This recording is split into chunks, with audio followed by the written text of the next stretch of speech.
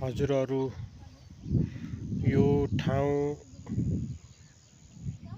लुम्बिनी प्रदेशको सबैभन्दा सानो जिल्ला र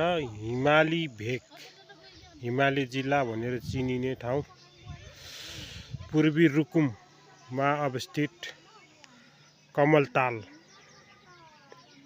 हेर्नुस् है त, यी पारी गाउँपालिकाको अफिसहरू छन् र ऊ पारीदेखि यहाँसम्म व्यवस्थित छ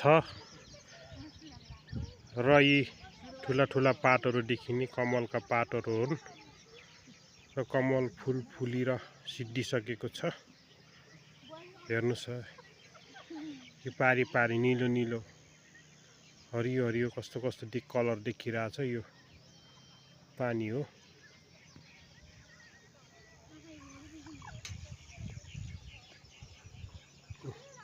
हेर्नुस् है।